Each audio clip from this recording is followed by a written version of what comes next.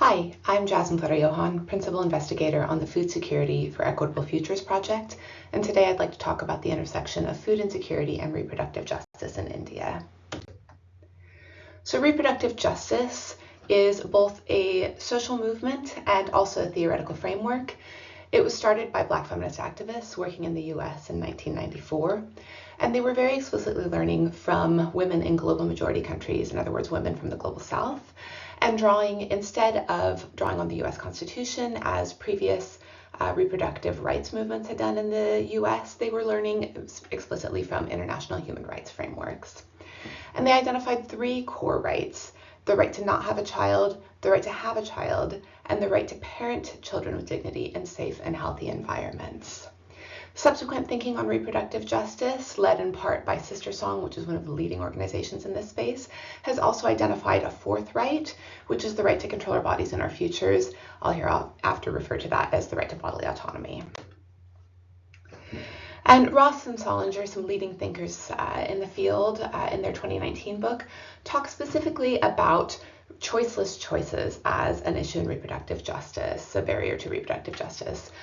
So they say that society has this sort of marketplace of reproductive options in theory, right? This is what rhetoric tells us, which is essentially that people are able to make reproductive choices as a matter of simple reproductive choice, right? There's a buffet of ideas of options that I can choose from, and I am an empowered agent who can make those choices for myself. But they argue that the reality is that actually not everyone has access to the same choices, right? Some people have to choose between a range of really undesirable options, right? A range of choices that no one would want to choose between. In other words, they have to make choiceless choices. In a recent paper, my colleagues and I have drawn on this idea to look at the links between reproductive justice and food insecurity around the world. So food insecurity just entails difficulties accessing enough safe and nutritious food to support a healthy life. We're drawing on the Food and Agriculture Organization definition here. So in our paper, it's not an empirical paper. Instead, we're drawing on existing public health and social science literature to articulate some of the pathways between food insecurity and reproductive justice. So previous work had identified food insecurity as a potential barrier to reproductive justice, but hadn't articulated what those pathways were. So in this paper, we advance the argument that food insecurity is a threat to reproductive justice globally. It leaves people to face these choiceless choices that Ross and Solinger talked about. And in our Pathways paper, we talk about the first three rights. So we didn't address bodily autonomy, but we talked about the right to have a child, to not have a child, and to parent with dignity. So this is a visual representation of some of the different pathways that we talk about in that Pathways paper. Obviously, I don't have time to go into all of those today. And of course, even if I were able to go into all of the ones that we cover in the paper, it's an illustrative rather than an exhaustive representation of the different pathways possible between food insecurity and reproductive justice. But I am just going to touch briefly on a few of those today to give you a sense of the kinds of pathways we are thinking about. So first, thinking about the right to not have a child. One of the ways that we know that food insecurity might impact on the right to not have a child is through the greater risk of intimate partner violence. So we know that people who experience food insecurity are more likely to experience intimate partner violence, and also that food insecurity makes it more difficult to leave violent relationships. If I don't know where my next meal is coming from, it's going to make it more difficult for me to actually go and set up a new home away from my violent partner. We also know that food insecurity is associated with restricted sexual autonomy within partnerships. This can manifest, for example, in increased difficulty in accessing and also using contraception, which of course carries with it a risk of potentially unwanted pregnancy, therefore being a barrier to the right to not have a child.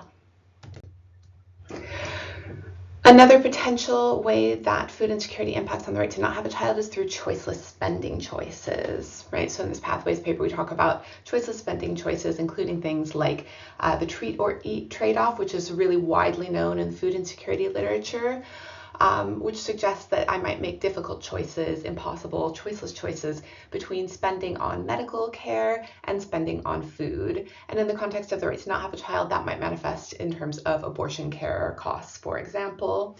And this is true even when care is free at the point of care, right? So even if I don't have to pay for that appointment, I might have what Ernestina Coast and her colleagues call chain of care costs, right? So I might need to think about things like, how do I get to the appointment? What are the transportation costs associated with that? Do I have to miss work? Do I have lost wages and other opportunity costs associated with that? And so forth. Thinking next about the right to have a child, we know that food insecurity is strongly associated with malnutrition. So food insecurity is associated with caloric and micronutrient deficiencies. And this is really important when we start to think about conceiving, when we think about links between food insecurity and infertility. And also when we think about health risks throughout pregnancy, right? So if I am able to conceive, am I able to carry that child to term? And food insecurity also matters, again, for choiceless spending choices, right? So again, chain of care costs might be relevant here. In this case, we might be thinking about pregnancy care, antenatal care, and the way that food costs can compete with seeking care in these contexts. If we think about the right to parent with dignity in safe and healthy environments, food insecurity, again, its link to malnutrition is highly relevant here, right? So we know malnutrition impacts on child survival and on children's healthy growth throughout childhood. Food insecurity and malnutrition are associated with diabetes, with anemia, with reduced immunity, and in the most severe cases, with mortality. Again, difficulties leaving intimate partner violence is associated with food insecurity, right? So difficulty leaving violent situations can have lasting impacts on, we know violence matters for physical and emotional health throughout the life course, right? And then, of course, choiceless spending choices are relevant here as well. So we might think again about those treat or eat trade-offs, right? If I'm having to make difficult choices between taking my child to the doctor or making sure that my child's nutritional needs are met, that's a choiceless spending choice. Likewise, if I have to make choices between heating or cooling my home, the heat or eat phenomenon, if I have to compromise on the quality of my housing in order to be able to afford enough food for the family, these are putting me in positions of making choiceless spending choices that compromise my rights to parent with dignity in a safe and healthy environment. So those are just a few of the pathways very quickly from that pathways paper that are informing our thinking in the current paper. I also just want to talk very briefly about how food insecurity might also matter for bodily autonomy. That's not in that original pathways paper, but this is shown in the pathways in red here, just some of my initial thinking around how food insecurity might matter for bodily autonomy. So obviously, intimate partner violence and restricted sexual autonomy that are associated with food insecurity are direct threats to bodily autonomy. Again, choiceless spending choices are also relevant here. So if I'm having to make difficult decisions where I'm making bodily sacrifices in order to be able to access food, that's impairing my right to bodily autonomy. That's a barrier to my right to bodily autonomy. So this might include things like reproductive donation, for example. It might also include entering into sexual relationships for material support that helps me to access food. But the idea here is making bodily sacrifices due to difficulties accessing food. And of course, malnutrition is actually relevant here as well, right? So if we think about bodily autonomy as being broadly defined as the ability to meet my bodily needs, malnutrition impairs that ability and therefore impairs my right to bodily autonomy. So I want to switch now to talking about the data for the empirical results that I'd like to share with you today. So data for this project come from a combination of purposive, random walk, and snowball sampling for our primary data collection. We collected data in 2 states. You can see the 2 states highlighted in red in the map in the top right here. So Uttar Pradesh, UP, and Goa. And in each of these states, we diversified the sample by caste, religion, type of family, right? So we're talking about single parent family, multi-generational family, nuclear family. And when I say we here, I am of course referring to the brilliant field team who have collected the data. So you can see them on the right here, Swamishri, Ankita, and I'm sorry to say that the video is covering Charu's name here, but Charmita Vasudev. And they are all postdocs at Lancaster University and also have had affiliations with IIT Kanpur, where they were located when they were collecting data. So this brilliant team who are also co-authors on the paper conducted semi-structured interviews with multiple members of each household. And the data come from data collected in December 2022 to March 2023, when they spoke to members of 86 households, 60 in UP and 26 in Goa, yielding a whopping 429 interviews. So there's a huge amount of data collection. And the team collected data from multiple members of the household using age-specific interview guides. So we had a guide for children aged 7 to 12, a guide for children aged 13 to 17, and a guide for adults, so aged 18 plus. And the team asked about their experiences with food, experiences with employment, care work. For children, they also asked about experiences with schooling. So we have interview data. Alongside that, we have roster data. So sociodemographics, this is modeled on the demographic and health surveys for anyone who's familiar with those. Sociodemographics for all household members, and then some information about household characteristics as well. Things like the infrastructure of the house, income sources for the household, and that sort of thing. And then along with those two sources of data, we also have observational data collected by the team while they were in the field. So in terms of issues related to reproductive justice that we're identifying in the data, one of the first of these that we started to think about was the way that women were sacrificing their bodies. So food insecurity matters in this context because women's bodily well-being was very often being placed in direct competition with their children's well-being. And very often what that meant in practice is that women were sacrificing their own bodies in order to be able to make sure that they were meeting their children's nutritional needs. One of the ways that this manifests is that women made sure that children were fed before women themselves ate. So for example, from the extract from the data here, the interviewer says, is there a time when everyone eats together? Does this ever happen? And the participant says, no, we have never eaten together in my life. And she explains that she gives the children what they want, they take as much as they want, and they eat. Then she puts the children to bed, and she might eat a bit of rice, she might eat what's left over, she might have lassi, and that's it, right? She prioritizes the children's needs, and she sort of eats what's left.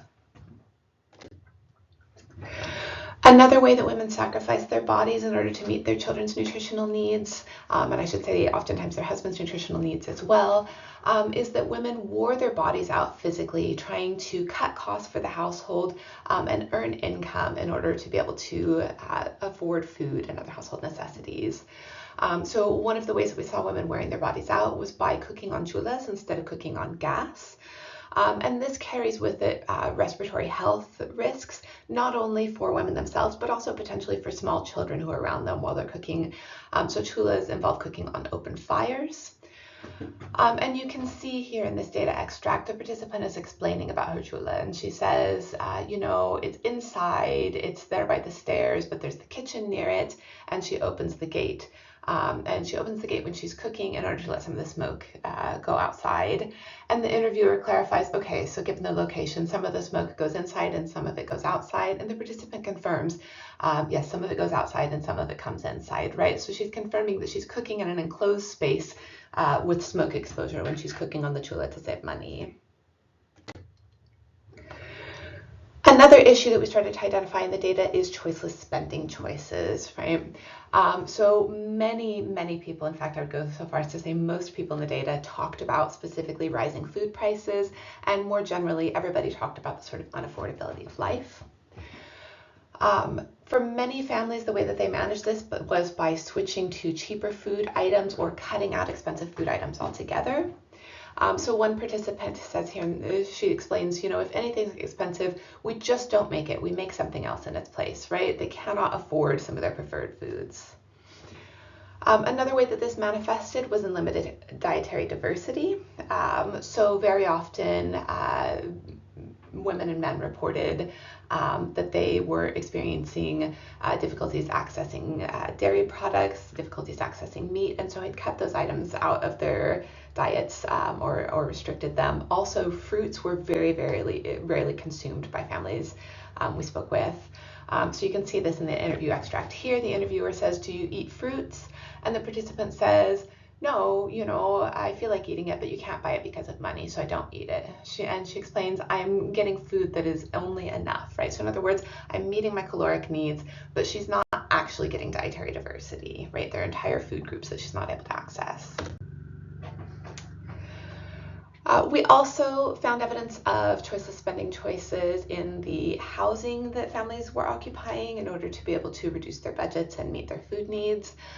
So many families, the observational data suggests, lived in insecure temporary housing, and these are houses that had difficulty accessing basic amenities like water, toilets, cooking facilities, and they also had problems with things like damp and mold. In some households, we saw temporary structures where there were things like tarps draped over a structure, but no solid walls or solid roof.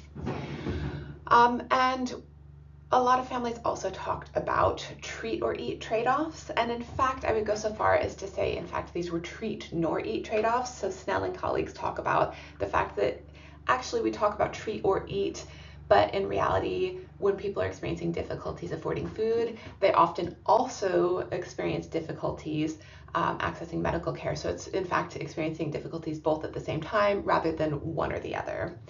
And we see this in the interview extract here, right? So the participant is saying, if you have money, you can buy and eat anything, but actually, medicines are expensive, work is becoming unavailable, money is becoming a little tighter, and so they're unable to buy medicine, and they're also unable to get to the food items that they would like. One of the things that we've also seen in the field and through the data that we weren't expecting to see based on that Pathways paper that was sort of informing the theory for this paper was what we're calling choiceless marriage choices. So we've seen some evidence of early marriage, and by early marriage I mean before the age of 18, early marriage for girls linked to scarcity and linked to food insecurity really explicitly. So as one example, the team spoke with a 20-year-old pregnant woman who is married. She had been married for 4 years, and when she had been living in her natal home, she had lived with food insecurity and economic hardship, which the family responded to by arranging a marriage for her because she was the eldest daughter, right? So she was married in response to food insecurity in her natal home. She's now mother to a 4-year-old daughter. And she felt really strongly that choiceless spending choices led to an inability for her to access prenatal and neonatal care, right? So she said, we're experiencing food insecurity at home, and we've had to make difficult choices, so I've gone without that medical care. And she felt strongly that this contributed to her history of 4 miscarriages and also the death of her 12-month-old child. And she was very concerned about the health of her current pregnancy as a result. Another issue that we have seen in the data that we weren't expecting from that Pathways paper was links between food insecurity and violence and coercive control.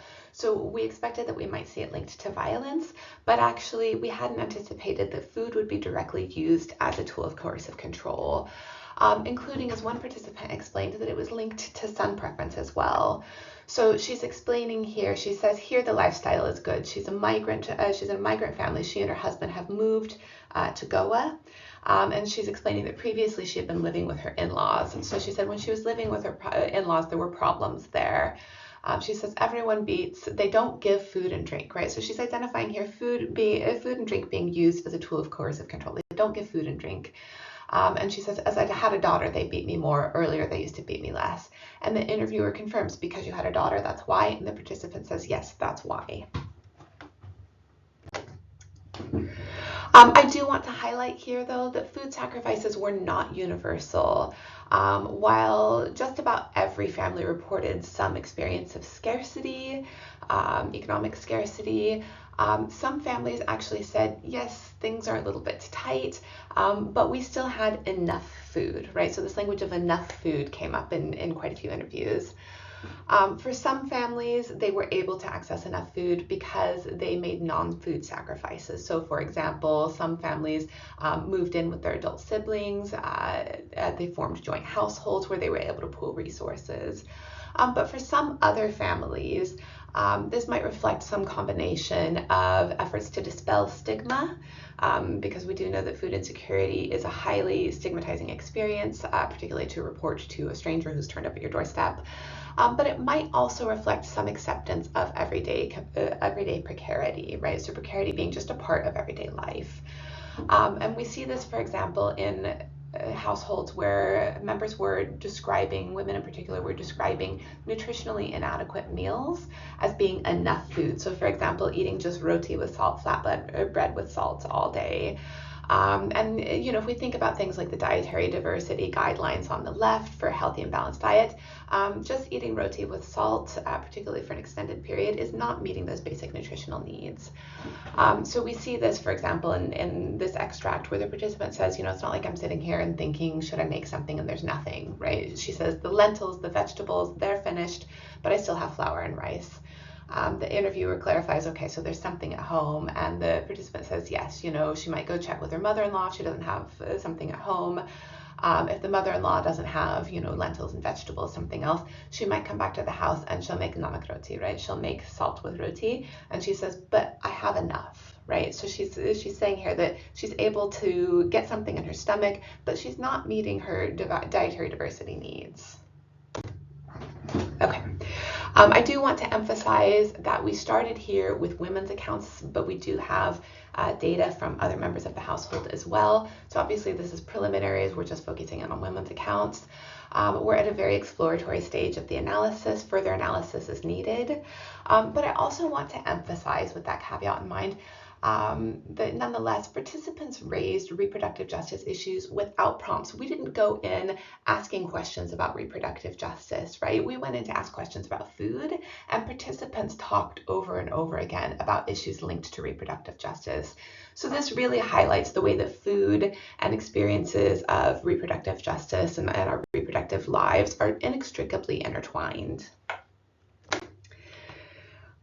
Thank you very much for your attention. I do want to just mention that the beautiful art that I've included in my presentation is not our project's art. This is from the Megan Smith Repeal Hide art project. Please do check out our YouTube channel, follow us on Blue Sky, and please feel free to get in touch with me through Blue Sky or email as well. Thank you.